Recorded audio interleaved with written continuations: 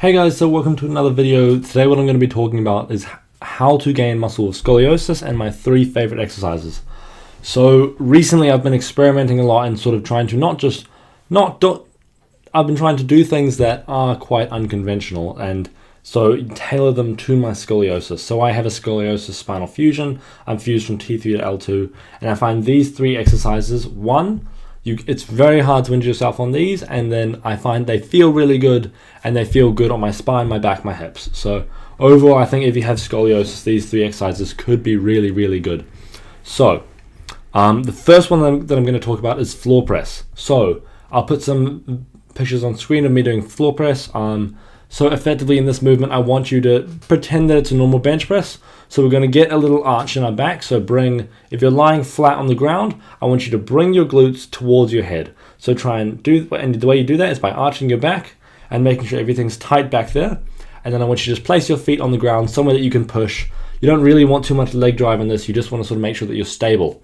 And then also I'll make sure that you're retracting your shoulder blades. So that's protracted and then that's retracted. So you want to make sure you're retracting your shoulder blades and really getting some good stability through there. And then when you press, I want you to have your shoulder quite abducted.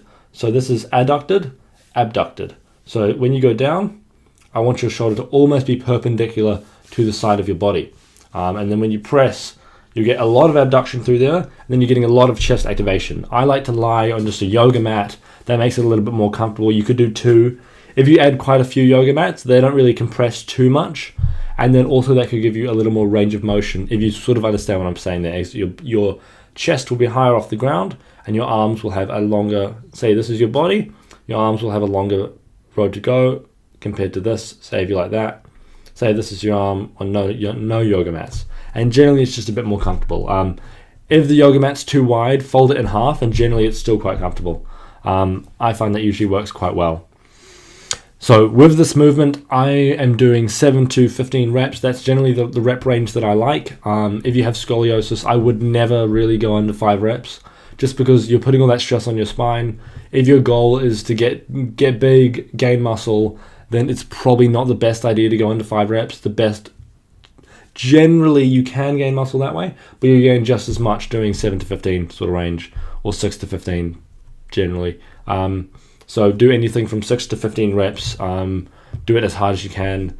I would recommend I do around, so I can flat press 30 kilos and then I will floor press 22 kilos. So there's a little bit of a difference there. You really want to lower the weight on this one and just go as slow as possible. Make sure you go all the way up and then slowly lower it down. Make sure the eccentric is quite slow.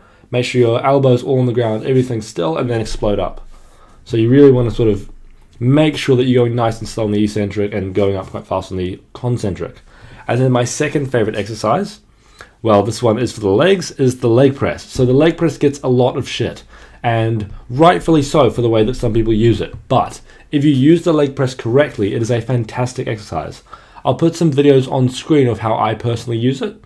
So for one, start without any weight on there and find the stance for your feet that works the best. Don't try and isolate your quads. Don't try and isolate anything.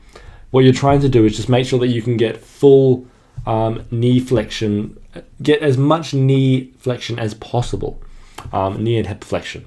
And a lot of the time, the limiting factor will be something like your ankles or something like your hips. So at the bottom of a leg press, a lot of people's backs sort of, say this is someone's back, it might round at the bottom like that. So you don't really want your back to round at the bottom. So what I do is I want you to pretend you're basically in a bench press. So I basically grip on. So I hold on to the bottom, whether that's the handles or whether that's just the seat. You want to hold on tight. Make sure you're retracting your scapula just so you can hold on tight, not for any other reason than that. And then you want to make sure that you're tensing your erectors. So that's 2 muscles that run up your spine. And then with those 2 muscles, you want to make sure that you are almost arching your back like a girl would in a selfie. Just like this. So that's me relaxed, that's me sort of tense. So you just want to make sure your erectors are tight. You want to make sure they're tight and your core is braced. And then every few reps, just reset. And make sure you're going nice and deep on this one and go very, very light. And then the final thing that I think really, really helps, well, there's 2 more things, is if you add bands. Because when you add bands to a movement, what you're doing is changing the resistance curve. And that means it's easier at the bottom of the movement, and that is the most dangerous part of a leg press. So if you can fix that bit, then a leg press is actually a very, very safe movement. So in general, I think leg press is a fantastic movement if you have scoliosis, because I think for 99% of people with scoliosis, you shouldn't be squatting, deadlifting, etc. For most people, it just doesn't feel good.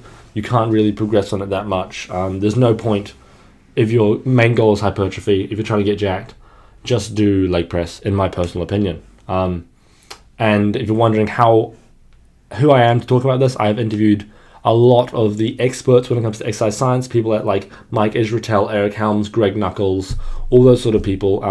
I've done quite a few interviews with people like that, a bunch of other people, and many times have I discussed this with the experts. So they, for the most part, agree with me. I don't think I've had anyone say, no, you're wrong.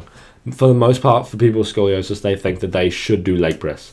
I even discussed this with Mike Israetel on my latest my second last podcast. My podcast is The Student Side Hustle. And then another thing that I think helps is I use SBD knee sleeves. You don't need them. I'm not sponsored at all. They're literally just sleeves. You don't need SBD. You can just get a sleeve. You don't need them though at all. It's just I find they make my knees feel a little bit better. And generally, I feel like just because you're putting so much weight through your knees, it can help, but you don't need them. The thing that I think really helps if you have scoliosis is lifting shoes. So I just got these ones. They're from Innovate. They're just some random shoes. I don't think they're amazing. I don't think they're bad. They're alright. There's nothing spectacular about them. All they do is they have a heel. That's the main thing. You want to make sure it's a hard sole. So pretty much every lifting shoe will have a hard sole. And you want to make sure that you're getting Olympic weightlifting shoes. So you've got a little bit of a heel there. Usually it's about 16 centimeters to my knowledge. I might be wrong there though. I could be very wrong there. And with the lifting shoe, what you're trying to do is you're making sure you can get more range of motion without your hips caving in. So then that basically gives your ankle more range of motion, because usually your ankle will be the limiting factor for a lot of movements. So yeah, that's one thing with the leg press. And also the bands. So the combination of the bands and the lifting shoes generally makes it quite a good movement. And then if you also brace and hold yourself down, you can really sort of make sure you know where the end point of that movement is. Make sure you go light. In the videos, you'll see me doing up to 4 plates, but it's taken me a long time to get there. I will not be progressing to anywhere near 5 plates for a long time now. It's all very slow. It's a tedious process, but it's a safe process, and that's what we want. Make sure you warm up appropriately. I would do some glute med warm-ups. Make sure you do a little bit of maybe cardio or something like that, just to make sure the joints are actually warm.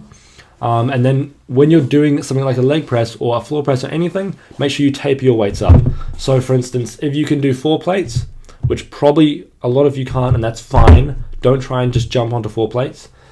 Start with 1 plate, or I usually start with just the sled, and then I go 1 plate, 2 plate, 3 plate, like that, just like that. And you want to make sure maybe with the sled you do 20 reps, so it's not taxing at all, but you're just making sure the movement feels alright. Then you add 1 plate, see if it still feels okay. 2 plates, feels okay, blah, blah, blah. Work your way up to your working weight, nice and slow. There's no need to rush it. You really shouldn't rush a movement like this, because you can get so much out of this movement. It's pretty much it's one of the only leg movements that I'm doing. The other one is a Romanian deadlift, which I'm quite loving right now. But I can go over that in another video, because there's a lot more to go over. But yeah, there's one more movement that I want to go over. It's very simple. We're talking about bent rows. So bent rows, I use a rope. You can use just a handle or a cable, something like that, anything like that. And what I really want you to do is make sure that you are quite bent over. So the idea in this is, 1, we are strengthening the back muscles. So we're strengthening the rhomboids, traps, lats, etc. Making sure we're getting a good contraction. I really like the rope, because you get a lot of range of motion. You get a huge amount of range of motion, which I think is just fantastic. And then also, when you're bent over, you're strengthening the erectors, which I think a lot of people with scoliosis neglect.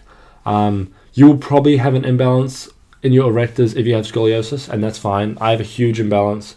My right erector is way bigger than my left erector, and that's completely fine, but that's just how it is. And you just got to be wary with that. But yeah, those are my 3 favorite movements. If you have any questions, send me a DM on Instagram. And yeah, thank you very much for watching, and have a good day.